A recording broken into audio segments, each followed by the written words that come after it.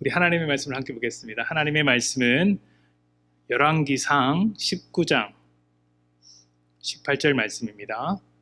열왕기상 19장 18절 말씀.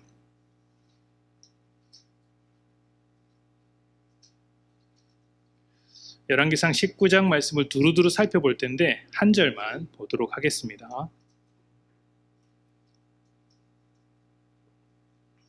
열왕기상 19장 18절 말씀 우리 다 같이 봉독하겠습니다. 자, 시작. 그러나 내가 이스라엘 가운데 7,000명을 남기리니 다 바알에게 무릎 꿇지 아니하고 다 바알에게 입맞추지 아니한 자니라. 아멘. 자, 제가 오늘 말씀을 시작하면서 이제 체크리스트, 셀프 테스트 항목을 몇 가지 말씀드릴 텐데 본인에게 얼마나 해당하는지 마음속으로 체크해 보시길 바랍니다. 첫 번째, 아침에 일어나기 힘들고 쉽게 피로하다. 다들 그러시죠? 마음속으로 생각해 보시는 겁니다. 식욕이 떨어진다. 이건 아닌 것 같죠? 자, 다음은 출근을 생각하면 급격하게 피곤해진다. 업무가 지루하고 재미가 없다. 여기서 한 걸음 더 나아가 하고 싶은 일 자체가 없다. 무슨 일을 해도 즐거움이 느껴지지 않는다. 몇 개나 체크하셨습니까? 여기서 3개 이상이면 무기력증이라고 합니다. 식욕이 떨어진다는 아닌 것 같고 아침에 일어나기 힘들고 피곤하다 이건 다 해당되는 것 같아서 누구나 무기력하다는 생각이 들 법하죠. 그런데 이런 증상이 병적이 되려면 4주 이상이 지속되어야 한다고 합니다. 하루 이틀은 조금 피곤하고 일하기 싫다, 아무것도 하기 싫다라는 마음이 있을 수 있는데 그 무엇을 해도 즐겁지 않은 상태가 4주 정도 지속이 되면 그 사람은 무기력증에 빠진 것이라고 하고 여기서 조금 더 나아가면 우울증이라든지 또 다양한 이제 증상에 이르게 된다고 하죠. 한국인들은 무기력증을 많이 앓고 있다고 합니다. 전 세계적인 추세이긴 한데 조사에 따르면 이렇다고 합니다. 2023년 국민건강통계에 따르면 만 19세 이상 성인 중 1명, 그러니까 10명 중 1명은 무기력감을 느낀다고 합니다. 여기서 말하는 무기력감이라는 것은 단순히 병적인 진단을 말하는 게 아니라 본인이 그렇게 느끼는 거예요. 오늘따라 무기력하다 이렇게 느끼는 사람이 만 19세 이상 성인 10명 중 1명이라고 하죠. 그런데 이 조사가 최근으로 오면 올수록 이 무기력증을 느끼는 사람들이 점점 더 증가하는 추세라고 합니다. 제가 몇 가지 자료를 살펴보니까 10명 중 1명이라는 건 굉장히 적게 나온 숫자였습니다. 예를 들어서 조금 더 광범위한 조사에 따르면 인구의 한 40%는 무기력감을 느끼고 있다라고 하고요. 조금 더 적극적으로 조사한 것에 따르면 인구의 73% 이상이 무기력감에 빠져 살아가고 있는 것으로 나옵니다. 적어도 점점 증가하는 추세 속에 있다라고 할 수 있는 것이죠. 많은 사람들이 무기력감을 느끼고 있으며 무기력증을 호소하고 있습니다. 그리고 이것은 우리나라만의 현상이 아니라 전 세계적으로도 동일하게 일어나고 있는 현상이라고 합니다. 무기력증에 빠진 사람들은 방금 말씀드린 대로 알람이 울려도 일어나지 못합니다. 일어나야지 하는데 몸이 말을 듣지 않습니다. 제가 이걸 보니 회개하는 마음이 들었어요. 왜냐하면 이번 주에만 새벽 예배를 한번 빠졌거든요. 담임 목사가 새벽 예배를 빠지다니 얼마나 부끄러운 일입니까? 제가 없는 곳에서 기도하는 성도님들이 계셨어요. 너무 부끄럽죠. 그럼에도 저한테 연락 한 번 안 하고 묵묵히 기도하고 가신 성도님들이 늘 생각하지만 목사보다 낫다. 왜 못 일어났느냐? 이유는 다 있죠. 그런데 무기력증이라서 그런 건 아닌 것 같습니다. 새벽에 아이가 와서 저를 깨워서 제가 아이 방에 갔는데 그게 실수였어요. 자, 어쨌든 넘어가겠습니다. 또 하루 종일 아무것도 하기 싫다는 생각만 드는 사람도 있다고 합니다. 내가 좋아했던 것들이 있는데 그것마저도 좀 시들시들해져서 그냥 아무것도 하기 싫은 거예요. 사람들과의 만남도 피합니다. 혼자 있는 겁니다. 그리고 혼자 고립되어서 모든 만남을 차단하고 뭘 하겠어요? 유튜브를 본다든지 쇼핑을 한다든지 게임에 빠져 살아가는 것이죠. 이렇게 무기력한 모습들이 우리 사회 가운데 많이 드러나고 있고 특히 코로나 이후로 점점 더 가속도가 붙는 추세라고 합니다. 그때 우리 지금은 다 코로나를 극복했다고 하지만 사람들의 삶에는 그 흔적들이 너무 많이 남아있다는 것이죠. 근데 이런 무기력증이 믿음 생활 중에도 있습니다. 마음이 없는 습관적인 예배 가운데 믿음의 무기력함이 있습니다. 또 목적이 없는 기도, 중얼거리고 그냥 아무 제목 없이 시간만 지키는 기도가 그렇죠. 또 아무런 의미 없이 읽는 성경, 감사가 사라진 사역, 불평과 습관에 따라 하는 사역들이 무기력증에 빠진 믿음 생활의 모습이라고 이야기를 합니다. 그러니까 이런 걸 하고 있으면 내가 이걸 왜 하고 있지라는 생각이 찾아온다는 것이죠. 그리고 그렇게 생각하는 것 자체가 잘못되었다. 뭔가 문제가 있다. 아침에 일찍 일어나야 되는데 일찍 일어나지 못하고 내가 이런 마음으로 살면 안 된다라고 하는데도 불구하고 내가 이걸 해결할 마음이 없는 거예요. 해결하고 싶지도 않아요. 그냥 이렇게 사는 것이죠. 생명력이 없고 의무감으로만 유지하고 있습니다. 무기력한 믿음이고 무기력한 삶이라고 할 수 있죠. 여러분의 모습은 어떻습니까? 이러한 모습이 잠깐 있을 수는 있습니다. 그런데 지속적으로 한 달 가까이 반복되고 있지는 않습니까? 그렇다면 무기력증에 빠져서 허우적거리고 있는지도 모릅니다. 이럴 때 하나님께서 우리에게 주시는 해답을 찾고 그 무기력함에서 벗어나 생명력 있는 믿음이 되었으면 좋겠습니다.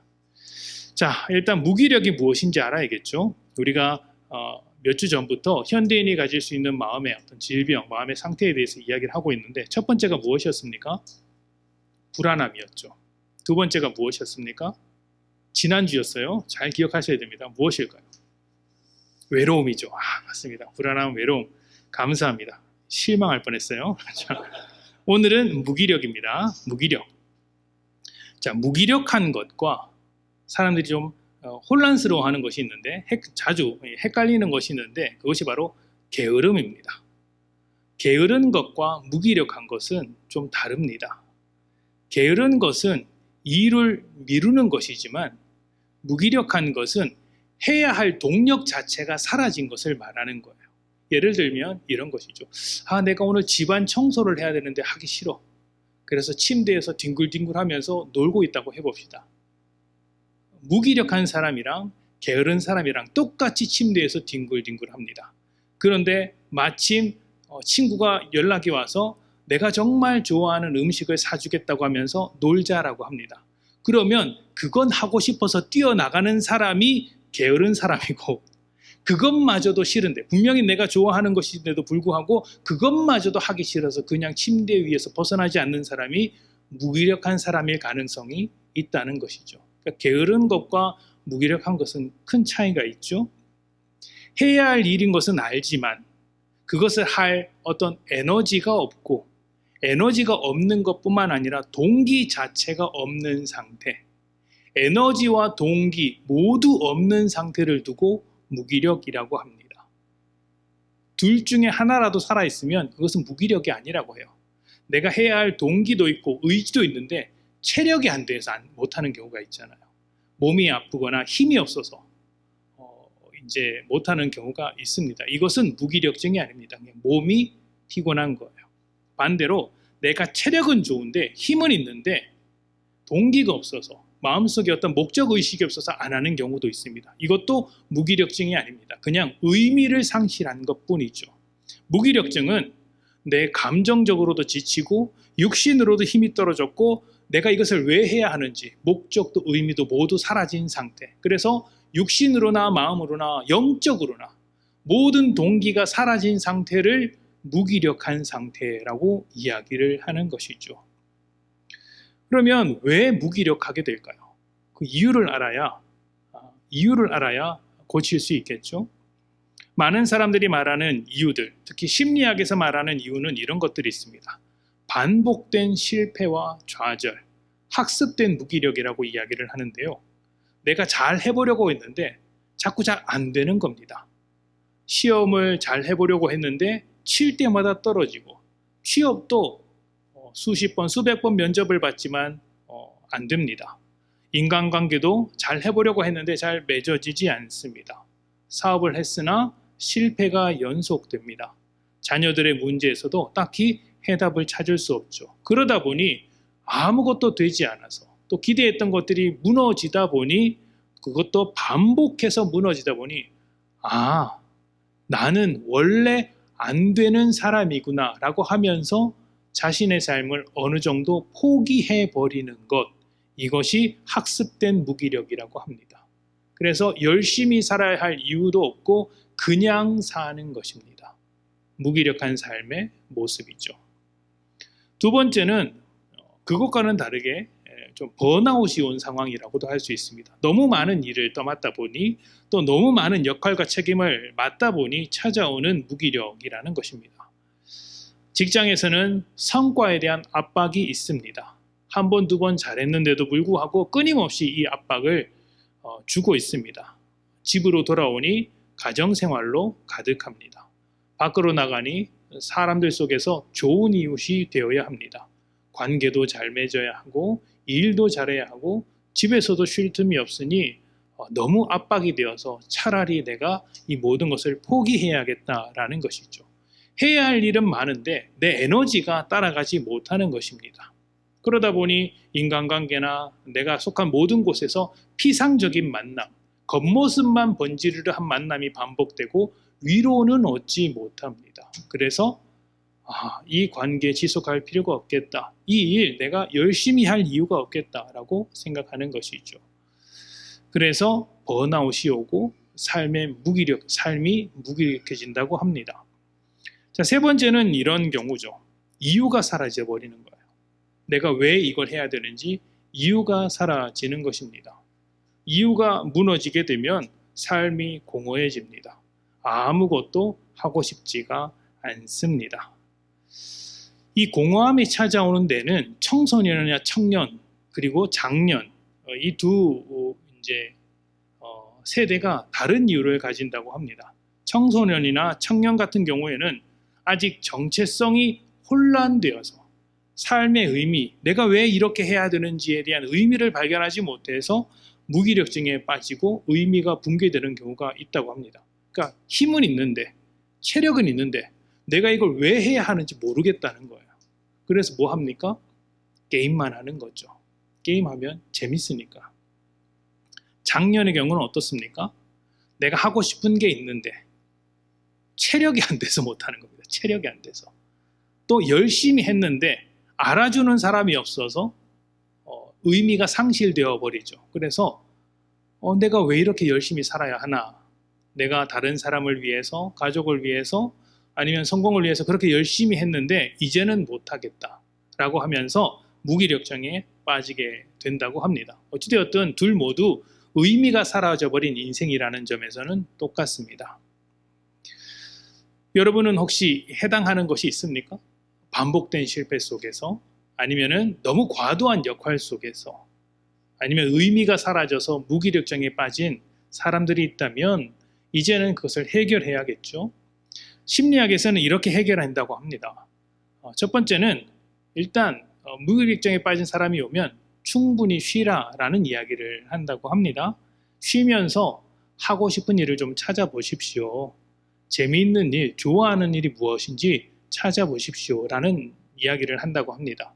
그래서 여행도 다녀보고 맛있는 것도 먹어보고 휴가를 내서 멀리 좋은 사람들과 만남을 좀 가져보라고도 이야기를 합니다.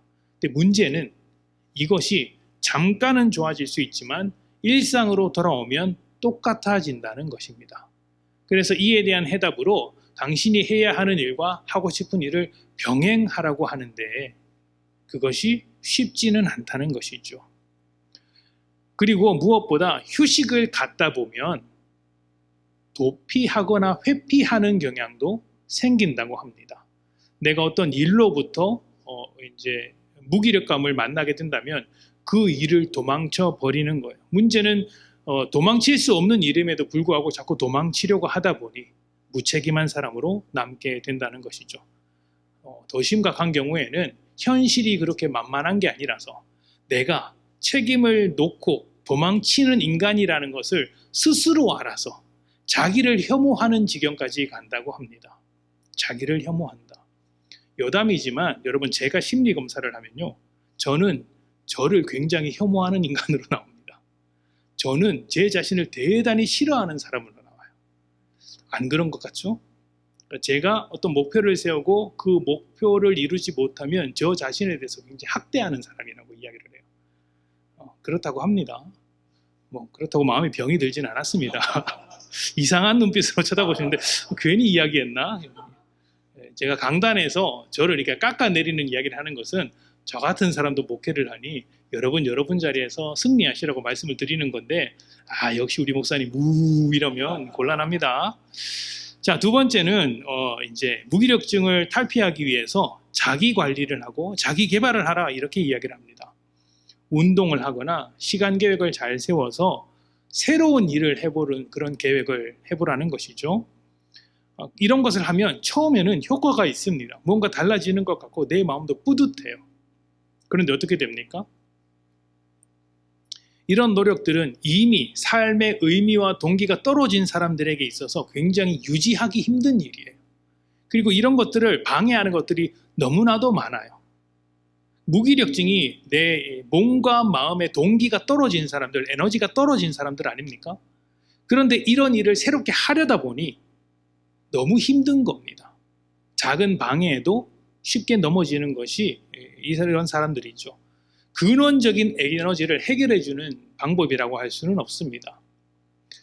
저희 아내가 가끔씩 힘들다고 하면 제가 위로랍시고 운동을 시작해야지라고 하는데, 이 설교를 준비하다 보니 정말 쓸데없는 이야기였다는 것을 알게 되었습니다.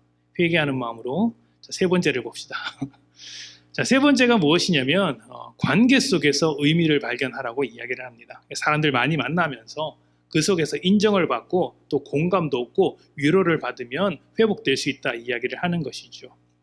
이렇게 하다 보니 우리 사회 가운데 커뮤니티가 굉장히 많이 발달해 가고 있다고도 이야기를 합니다.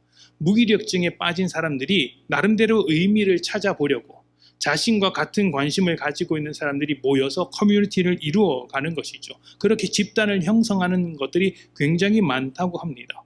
무엇이 있을까요?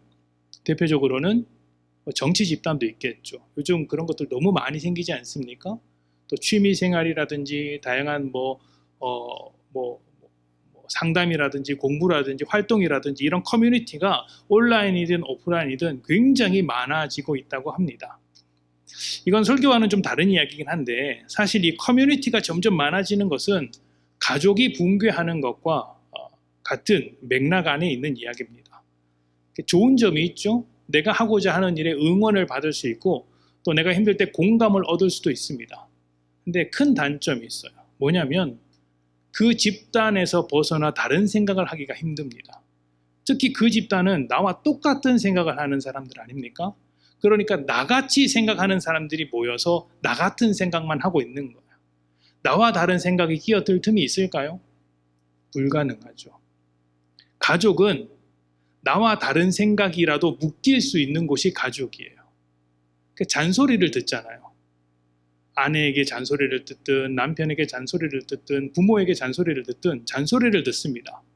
근데 잔소리를 들으면 일반 커뮤니티는 뛰쳐나옵니다. 나와 생각이 다르네. 근데 가족은 억지로라도 묶여 있습니다. 지금은 감정이 상하지만 나중에는 수긍을 하잖아요. 그래, 그 말도 맞구나.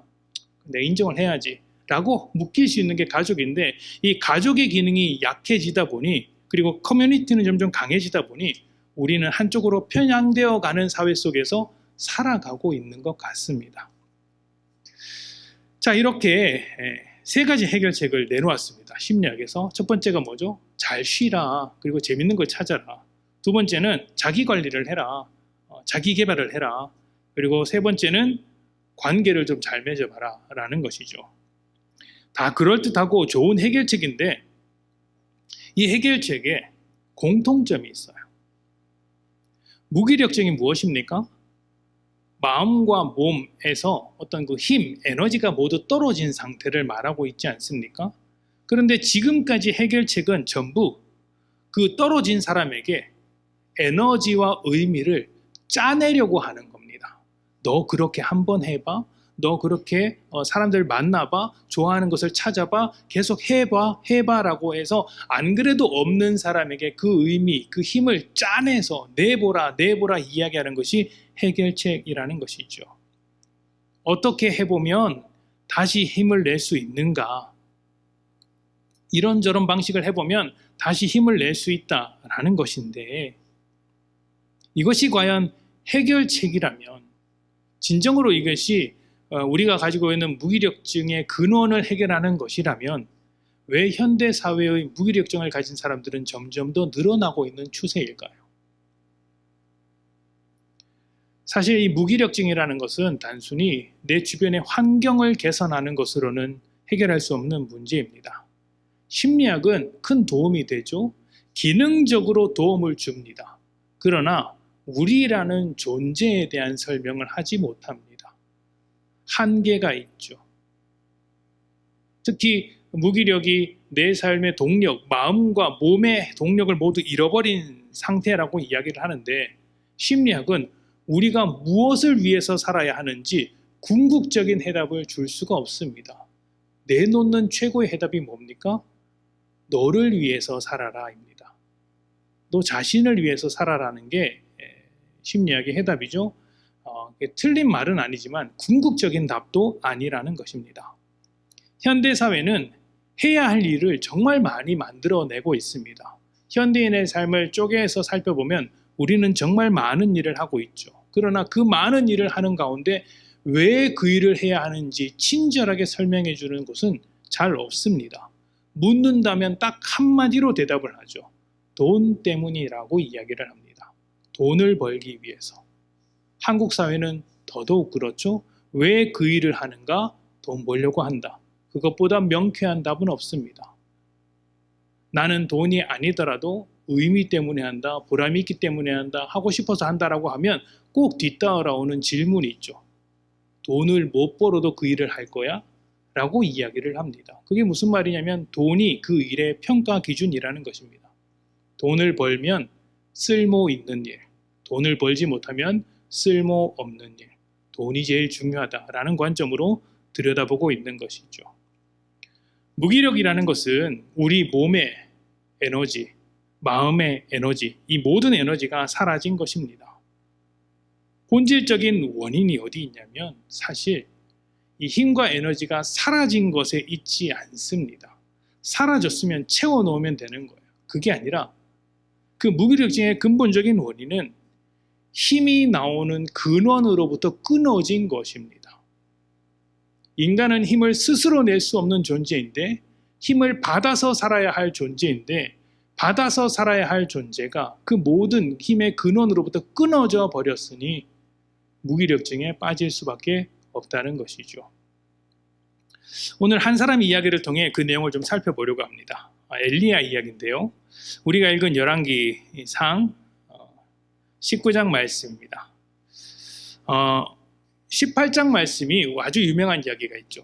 갈멜산에서 바알 선지자와 싸운 건 아니죠. 능력으로 대결해서 승리한 이야기가 나옵니다. 엘리야가 활동하던 시대는 성경에서 가장 악하다고 평가받는 왕 중에 하나인 아합이 다스리던 시대였습니다. 아합의 아내 이름이 누구죠? 왕비의 이름? 이세벨입니다. 이세벨이죠. 이세벨은 누구의 딸일까요? 여기까지 모르시죠? 네.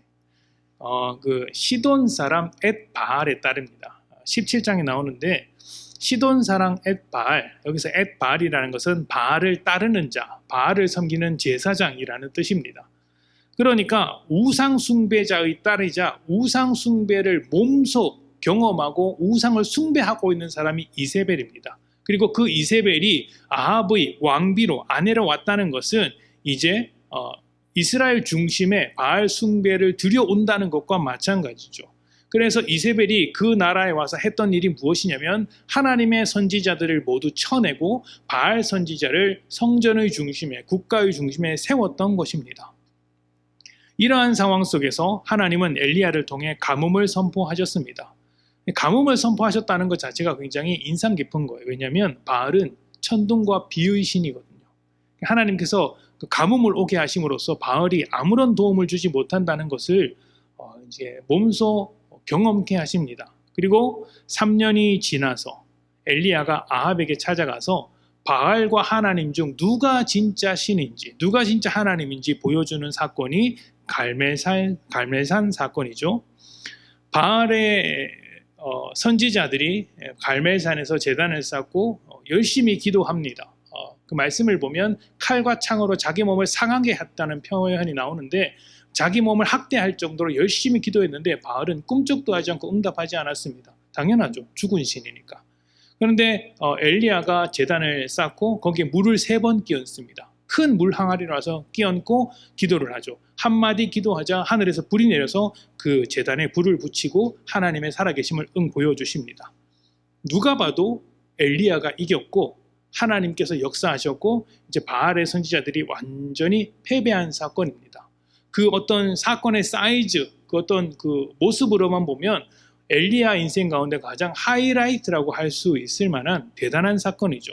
그런데 그 사건 이후에 펼쳐지는 이야기가 19장입니다. 우리 1절과 2절을 봅시다. 하나님께서 그렇게 바알 선지자들을 다 물리치고 그 자리 가운데 역사하신 뒤에 일어난 일입니다. 1절과 2절 우리 함께 봉독합니다. 시작. 아합이 엘리야가 행한 모든 일과 그가 어떻게 모든 선지자를 칼로 죽였는지를 이세벨에게 말하니 이세벨이 사신을 엘리야에게 보내어 이르되 내가 내일 이맘때에는 반드시 내 생명을 저 사람들 중 한 사람의 생명과 같게 하리라. 그렇게 하지 아니하면 신들이 내게 벌 위에 벌을 내림이 마땅하니라 한지라. 아멘. 이세벨의 기세가 꺾였습니까? 아닙니까? 아니죠. 아직 기세가 등등하죠. 이 모습을 본 엘리야는 무슨 생각을 했을까요? 엘리야는 지금 무엇을 기대했을까요? 이런 역사를 보여주었으면 아합 왕이나 그 주변에 있던 이스라엘 사람이나 이세벨이나 좀 기가 죽고 아차 우리가 큰일 났구나 하나님이 살아계시는구나 이렇게 마음을 돌이켜도 모자랄 판국에 숨죽이며 살았던 자신의 삶 그리고 억눌렸던 하나님의 선지자들이 들고 일어설 것이라고 기대할 수 있을 만한 그런 상황 속에서 처참한 결과를 받아든 것입니다.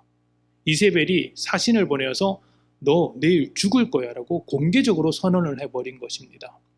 아합과 이세벨은 기세가 꺾이지 않고 오히려 엘리야가 위축될 만한 상황에 놓인 것이죠.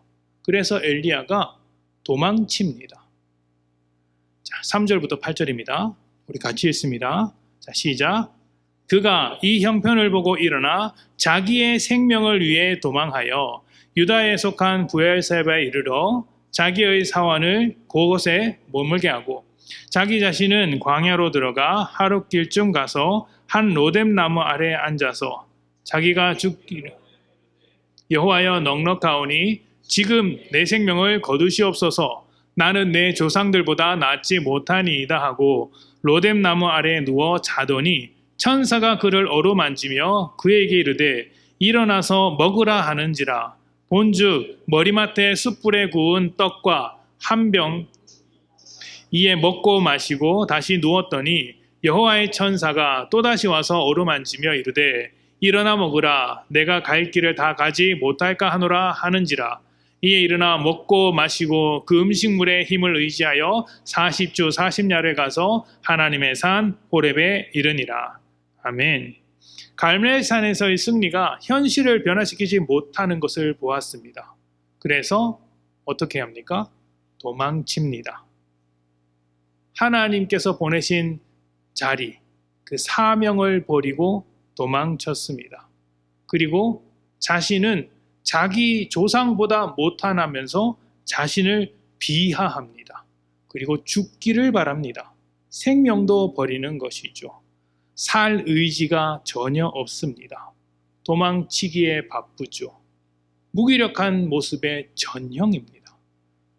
엘리야는 지금 성공, 그러니까 한 번의 큰 역사가 어떠한 현실도 바꿔낼 수 없다는 그 좌절감에 자신을 비하하며 무기력한 모습으로 죽기를 바라고 있는 것입니다. 엘리야의 이 무기력증은 어디서부터 왔을까요? 아합과 이세벨의 권세, 꺾이지 않는 그 권세, 불리하게 흘러가는 상황, 성공인 줄 알았던 일이 실패가 되면서 아무것도 변화되지 않는 모습을 보면서 무기력함에 빠진 것입니다. 그런데 그것은 겉으로 볼 때는 원인이라고 할 수 있지만 본질적인 면에서는 그렇지 않습니다. 엘리야가 가진 이 무기력함의 본질적인 원인은 하나님의 일하심을 알지 못하는 데서 오는 것이었습니다. 인간은 창조자가 아니라 피조물입니다. 그렇죠? 그래서 무에서 유를 창조할 수 있는 존재가 아닙니다. 받은 것으로 살아갈 수 있는 존재죠. 음식을 먹어야 힘을 쓰는 게 인간입니다. 배운 것이 있어야 지식이 나오는 게 인간이죠. 경험을 해야 지혜를 부릴 수 있습니다. 아무것도 받지 못하면, 아무것도 얻지 못하면, 아무것도 먹지 못하면 할 수 있는 것이 전혀 없습니다. 죽는 것밖에 없죠. 스스로 만들어낼 수 있는 것이 아니기 때문입니다. 힘도 마찬가지죠. 인간은 스스로 힘을 낼 수 있는 존재가 아닙니다. 그래서 하나님께서 공급해 주시는 힘이 있어야 살 수 있는 것이죠. 이것이 아무리 많으시고 아무리 힘을 내려고 해도 아무리 새로운 일을 벌여도 무기력증에서 벗어날 수 없는 근원적인 이유예요. 하나님이 없으면, 공급해 주시는 하나님으로부터 끊어지게 된다면 우리는 무기력증에서 벗어날 수가 없습니다. 어떠한 새 힘도 만들지 못하고 깊은 차원에서부터 오는 무기력을 전혀 해결할 수가 없죠. 어떻게 하면? 하나님으로부터 멀어지게 되면.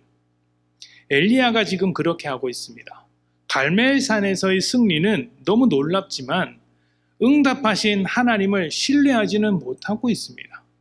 내가 기도를 해서 하나님께서 즉각 응답하셔서 그 사건의 위대함은 경험했지만 응답하신 하나님의 일하심은 신뢰하지 못하고 있는 거예요.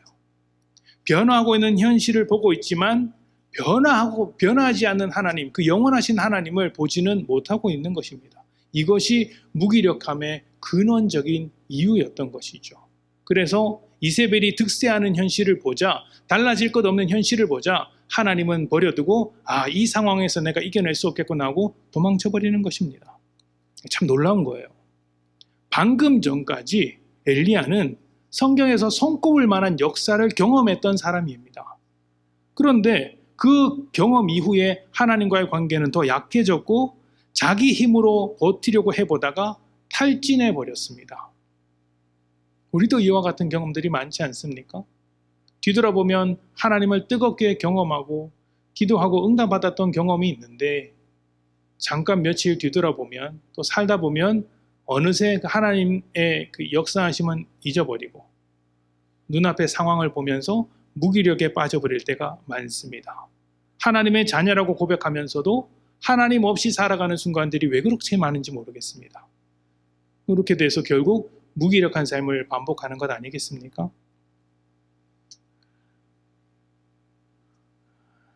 도망친 엘리야를 하나님께서 찾아오십니다. 그리고 그에게 먹을 것을 주시면서 일어나라고 이야기하시죠. 그리고 그것으로 끝나지 않고 그 무기력해진 엘리야를 다시 이렇게 세우기 위해 하나님께서 지속적으로 인도해 주십니다. 우리 그 다음 말씀을 한번 봅시다. 9절부터 14절입니다. 제가 좀 빨리 읽겠습니다.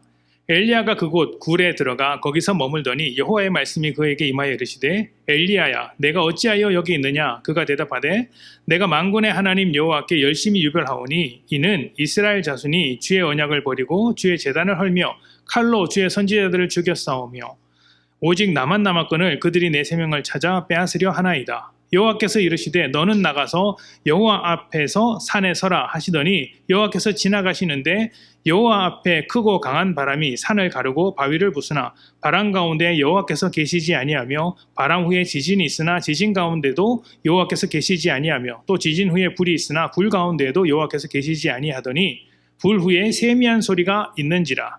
엘리야가 듣고 겉옷으로 얼굴을 가리고 나가 굴 어귀에 섬에 소리가 그에게 임하여 이르시되 엘리야야 내가 어찌하여 여기 있느냐. 그가 대답하되 내가 만군의 하나님 여호와께 열심히 유별하오니 이는 이스라엘 자손이 주의 언약을 버리고 주의 제단을 헐며 칼로 주의 선지자들을 죽여 싸움이며 오직 나만 남았거늘 그들이 내 생명을 찾아 빼앗으려 하나이다.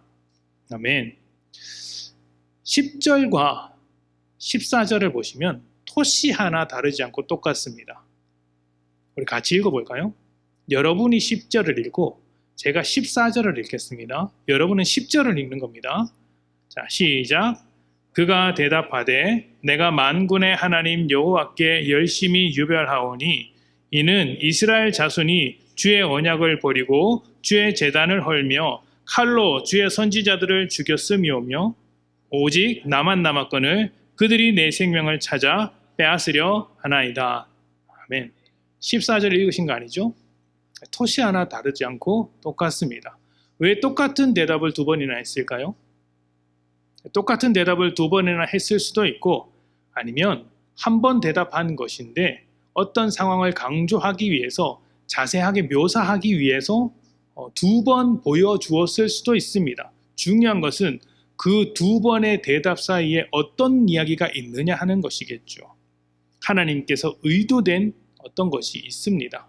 10절과 14절에는 이런 내용이 나옵니다. 하나님께서 엘리야에게 임하시는데 산을 흔들고 바위를 부수는 큰 바람 가운데도 계시지 않고 그 바람 뒤에 찾아오는 지진 가운데도 하나님이 계시지 않습니다.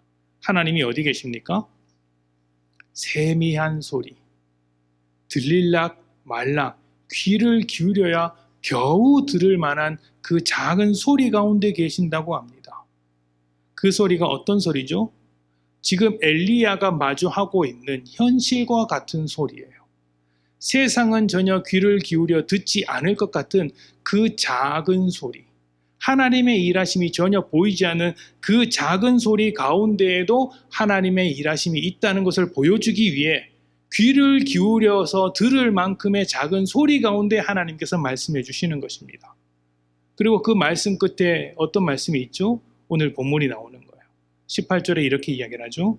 그러나 내가 이스라엘 가운데 7,000명을 남기리니 다 바알에게 무릎 꿇지 아니하고 다 바알에게 입맞추지 아니한 자니라. 아멘. 하나님께서 왜 이런 이야기를 하시냐면 10절과 14절에 이렇게 이야기했기 때문이에요. 처음에 엘리야가 뭐라고 합니까? 그가 대답하되 내가 만군의 하나님 여호와께 열심히 유별하오니 나 진짜 잘했어요. 나 특별히 다른 사람보다 더 하나님께 잘했어요. 어떤 걸 잘했습니까? 이스라엘 자손이 주의 언약을 버리고 주의 제단을 헐며 칼로 주의 선지자들을 죽였음이오며 오직 나만 남았다. 나만 하나님께 잘하고 있다. 그런데 나 하나 남았는데 그 사람들이 하나 남은 나를 죽이려고 한다. 하나님 어떻게 하려고 그럽니까? 따지고 있는 거예요 지금 이게. 그래서 하나님 뭐라고 합니까? 너 말고도 7,000명 있다 이렇게 이야기하시는 거예요. 내가 너 보이지 않는 곳에 7,000명을 또 준비해 두고 있었다. 너는 너의 인생밖에 못 보지만 나는 더 큰 것들을 준비하고 있다 라고 하면서 하나님의 계획과 뜻을 보여주시는 것이죠. 어디서 그렇게 하신다고요? 세미한 소리 가운데 그렇게 하고 계시는 것입니다. 세미한 소리, 갈멜산에서 타오르는 그 불길과 같이 거대한 소리에만 집중했던 엘리야에게 세미한 소리로서 하나님의 또 다른 계획, 보이지 않는 곳에서도 여전히 일하고 계신 하나님의 그 계획을 보여주신 것입니다. 처참한 실패 속에서 우리가 성공이라고 말할 수 없는 그런 암담한 현실 속에서 살아갈 때 우리를 회복할 수 있는 것은 무엇일까요?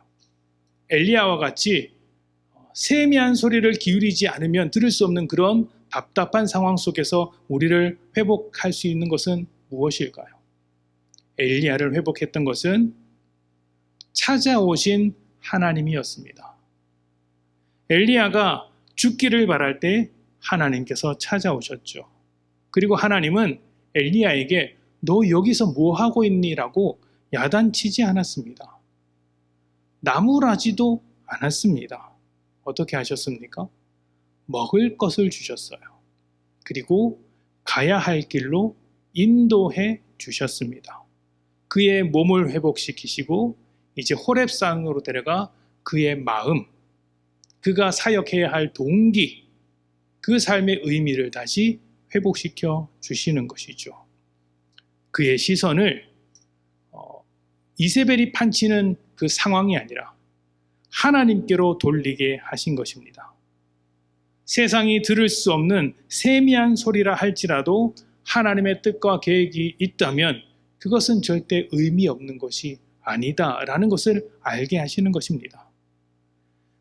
엘리야가 겪고 있는 이 실패, 변화되지 않는 것 같은 이 이세벨이 득세하는 현실이라도 하나님의 계획과 뜻이 이루어지는 도구가 될 수 있음을 바로 이 사건을 통해 새롭게 가르쳐주고 계시는 것이죠.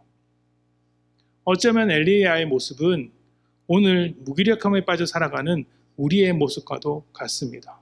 하나님, 제가 이 모양인데 내 주변에 믿는 사람은 없고 나만 이렇게 힘겹게 신앙생활하며 버티고 있는데 내 삶이 무슨 의미가 있습니까? 라고 힘들어할 때가 종종 있죠. 그런데 우리가 그렇게 무기력한 믿음으로 살아가는 것, 삶 자체가 무기력해진 것은 의지가 약해서도 아니고 상황이 답답해서도 아닙니다.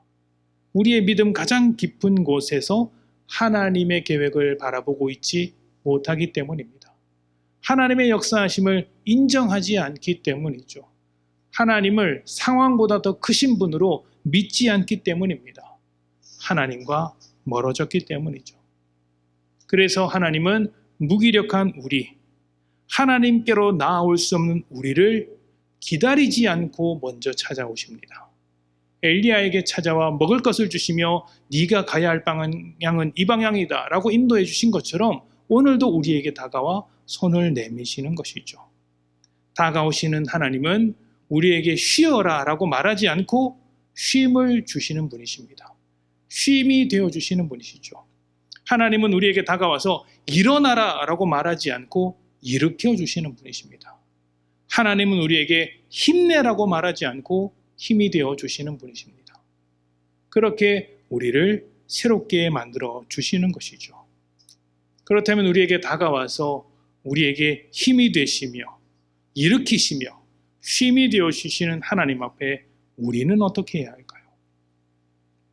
내 힘으로 버티는 삶을 끝내고 하나님께서 주시는 새로운 힘으로 일어설 수 있도록 무기력이라는 자리에서 하나님의 손을 붙잡아야 하지 않겠습니까? 하나님의 손을 붙잡을 때 그 손을 일으켜 우리가 가야 할 길로 가게 하실 것입니다. 하나님께서 분명히 우리를 그렇게 만드실 거예요. 오늘 여러분의 삶이 무기력으로 가득하다면 오늘 이 시간 찾아오신 하나님 앞에 손을 맡기며 다시 한번 일어서 무기력이란 이름이 아니라 새로운 생명이란 이름으로 믿음의 성도님 되시기를 축복합니다. 함께 기도하겠습니다.